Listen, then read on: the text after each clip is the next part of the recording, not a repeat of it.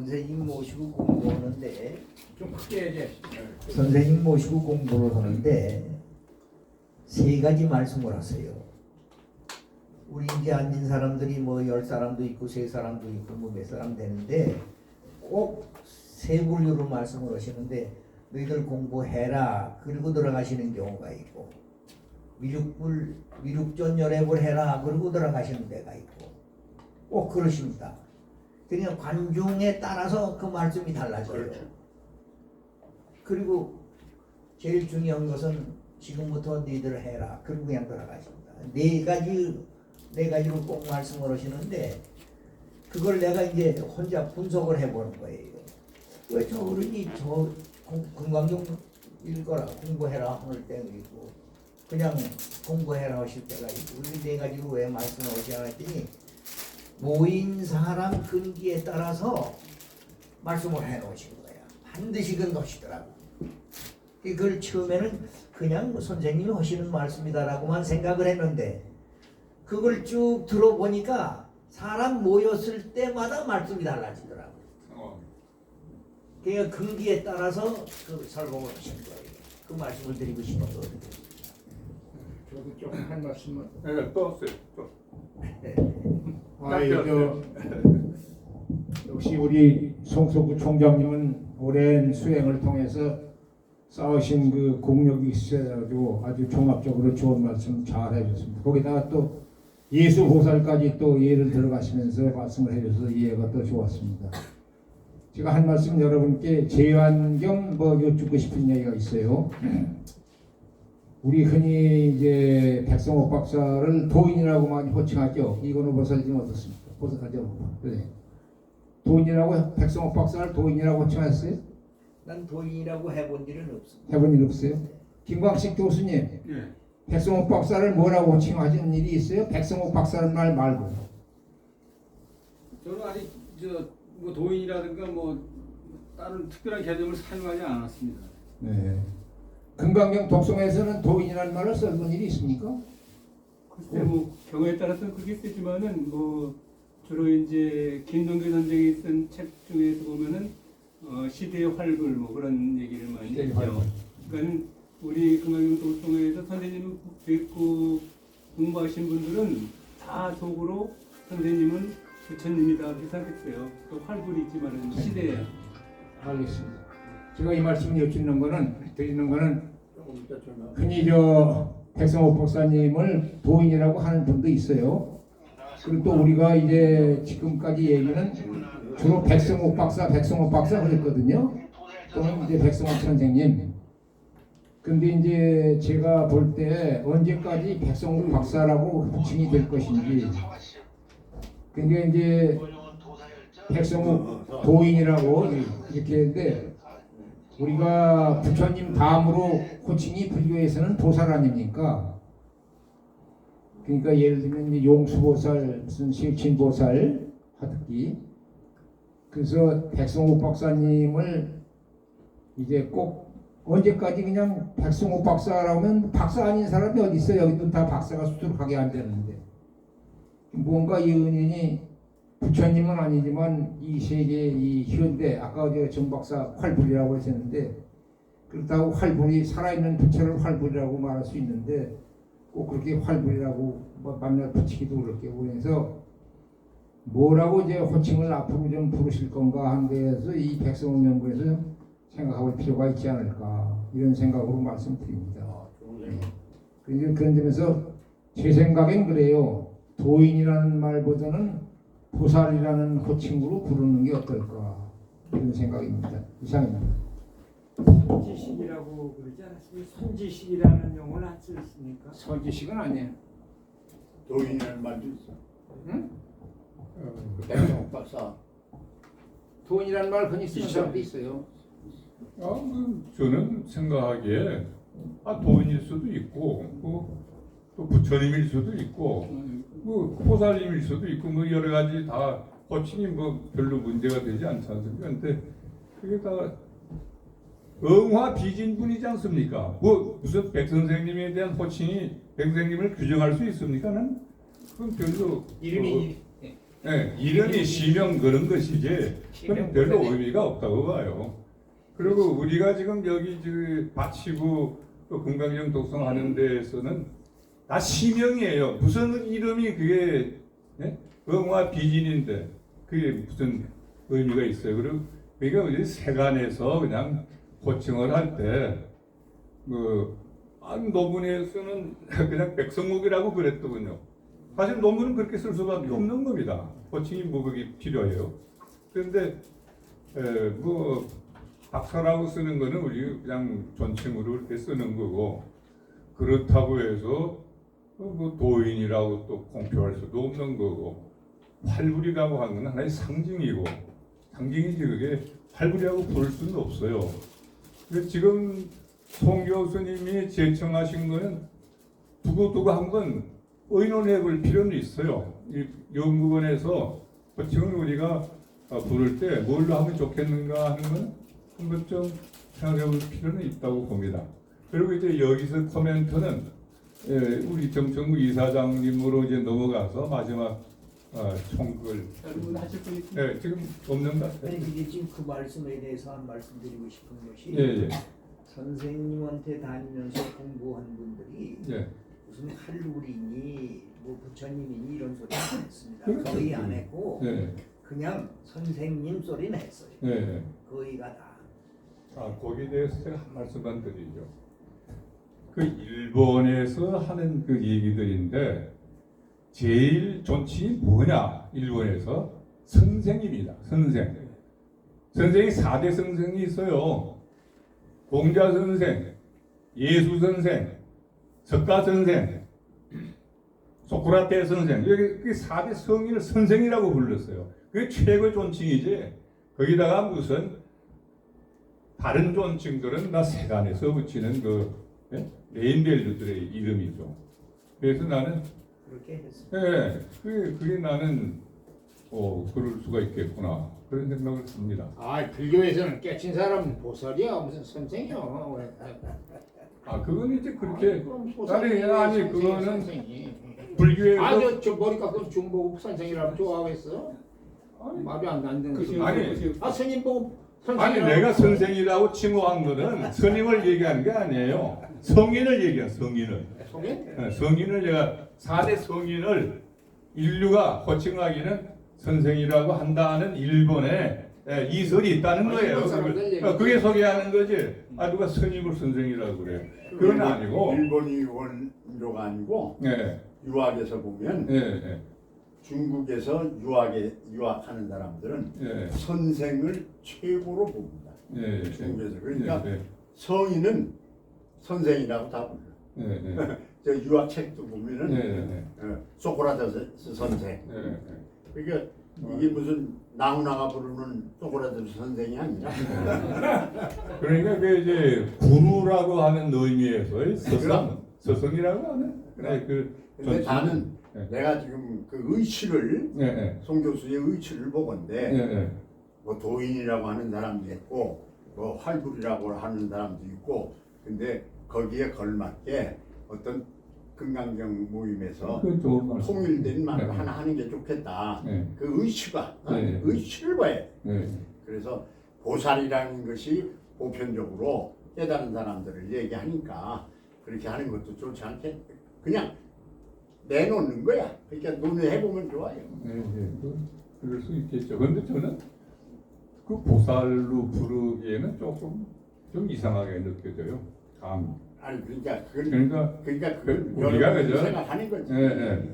그냥 백성욱 선생님하고 붙이면은 뭐 여기 정청국 이사장님은 그 국민학교 선생님이 돼버리지 않았는데 선생님이라고 붙이지 말고 선생이 존칭입니다. 님이 여기서는 아니고. 많이 백성 선생이라고. 그럼요. 그렇게 하면 되는 거예요. 그냥 보편적으로. 나도 얘기고.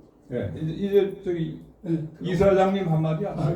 저 이사장이 아니라 오늘 그 말씀은 좋은 발표를 들어서 거기에 대해서 코멘트를 한마디 해야 되지 않을까 그래서 말씀드려요. 또 거론된 또 장점이 여러 가지 있었고 그래서 우선 첫 번째 송지원 교수님이 말씀하신 그 공부하는 거 금강경 독송하고 뭐 공부하는 거 그런 데 대해서 저는 이제 어떤 견해를 가지고 있냐면 제 얘기예요. 그러니까 뭐 진실은 아니고 어쨌든 제 얘기인데 우리 저 금강경에 보면은 산품에 널도지 하리라 하라 이런 말씀 있잖아요. 그래서 보통 널도라고 그러고 제도라고 그러죠.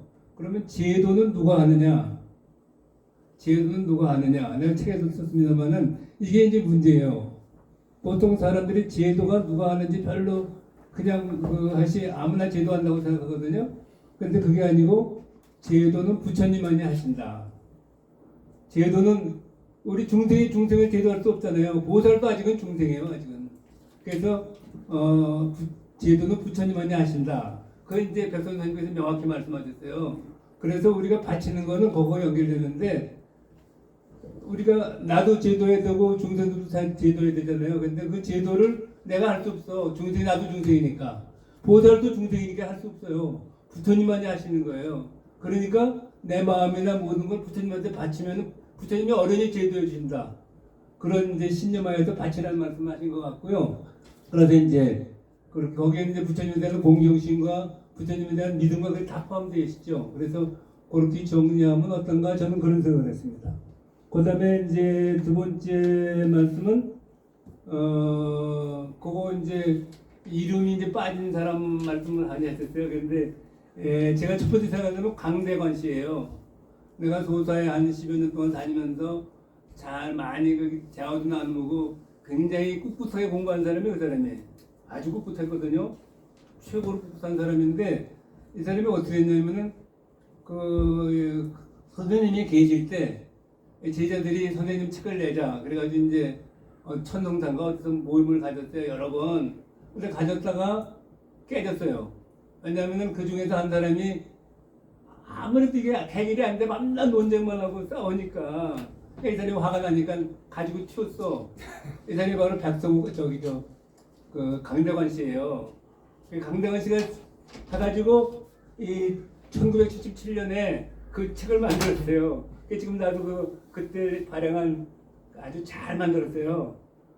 네, 저 세로 쓰고 건박을 이렇게 입혔죠. 네, 여기 저책 제가 그런 거. 근데 그 사람이 이제 나머지 사람들이 이제 그 사람이 가지고 튀었다고 그래가지고 도둑놈이라고 그러고 막 비난을 하는데 내가 보면은 그렇지 않고 열심히 공부한 분이고 거기 그 명륜동에서도 많이 공부했잖아요. 그리고 능력이 좀 있는 분이었어요. 근데 그분이 이제 나가면서 신금아 씨하고 같이 공부하던 신금아 씨하고 가서 결혼을 했어요. 그리고 이제 또 나가서 또 이렇게 이제 이 부부가 된 사람들이 많이 있어요. 저는 이제 개인적으로는 이 사람들이 내가 만나 거기 부부로 다니니까 내가 좀 부러웠나 보다는 생각도 했어요. 어쨌든 그건 내가 그랬지만 말씀이고 어쨌든 그렇게 했는데 그래서부터 공연 독성회 자체 내에서 약간의 균열이 생겼어요. 그래가지고 그때부터 이제 근데 여기서 금강경 도사 공동체의 기간을 1977년으로 봤는데 제 생각에는 조금 달라요. 왜냐면은 선생님이 비록 도사에는 계속 왔다 갔다 하냐 아니시고 가끔 왔다 갔다 하셨죠. 그러나 저 선생님 지도하는 저 같은 사람들은 선생님이 열반하시 바로 전까지 거기 갔다니까요. 선생님 계신 데 가서 거기가 법당이지 특별히 지적한 데가 법당이 아니다 그렇게 생각했으니까 그래서 그런 점에서 이제 선생님의 정신은 계속 돌아가실까지도 금강경도가 바치는 걸로 계속 공조하셨거든요. 그러니까는 이 수행 공동체를 어디로 보느냐, 장소로 보느냐, 정신으로 보느냐 할 때 이제 이렇게 구별해서 말씀드릴 수 있다고 봐요. 책에서 또 그런 걸 좀 말씀드리고 싶고 또 이제 그 소사를 정리하는데 공원으로 만드는데 그 이선우 씨가 큰 공헌을 했어요.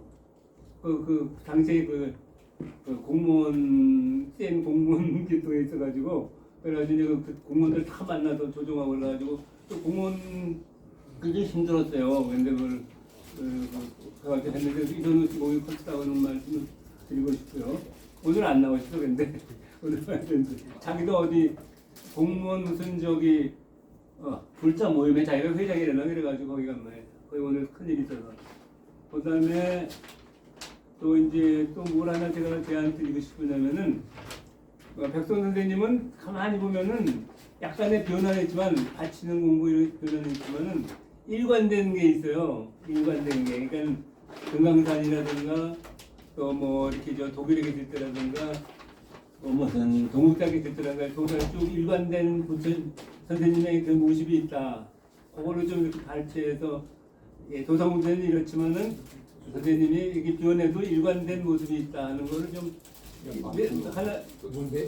부처님에 대한 지극한 신심과 그런 거가 상당히 일반적인 거다 하는 거 그런 거 좀 뽑아낼 수 있다고 보고요. 그다음에 뭐 딴 거를 다 말씀드릴 수 없고 하나 말씀드리고 싶은 것은 뭐냐면은 그래요. 저기 총장님이 말씀하신 것 같이 그 금강경 독송이 금강산에서도 있었어요. 금강산에 그분 누구예요? 김기룡 씨 쓴 금강산에서 위륙전 여러분 친경리가 그 두꺼운 책이 있잖아요. 거기 보면 금강경에 대해서 말씀하셨어요. 그때 보면은 그러니까 그것도 연결된 게 있는 것 같아요. 그런데 이거 이제 그다음에 마지막으로 말씀드릴 것은 아까 그 좋은 말씀하셨는데 뭐 수행하는데 옛날 고대에서부터 이렇게 그 시간을 해가지고 수행하는 거 말씀하셨는데 사실은 말콤 글라듀에이라는 유명한 외국 그 저술가가 있잖아요.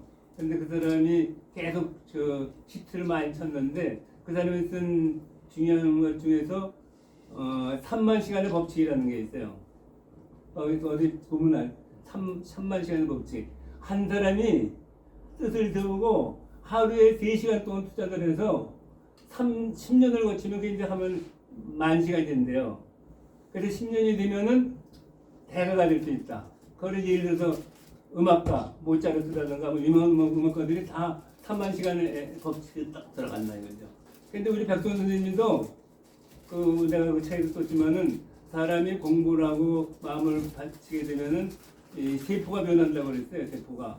그래서 첫 번째는 살세포가 변하고 살세포가 변하는데 3년 걸리고 그다음에는 이제 뼈세포가 변하는데 뼈세포까지 변하면 이게 이제 9년이 걸리고 또 이제 뇌세포가 제일 천천히 변하는데 뇌세포가 변하는데 3, 27년이 걸린대요. 선생님이 법문하신 게 딱 있거든요. 그래서 그렇게 신체 변화와 마음 공부를 이렇게 연계시켜서 근데 그 말콤 그레드웰의 그 3만 시간의 법칙과 비슷하게 맞아떨어져요. 그래서 잘 연결시키면 좋은 논문이 되지 않을까 하는 생각입니다.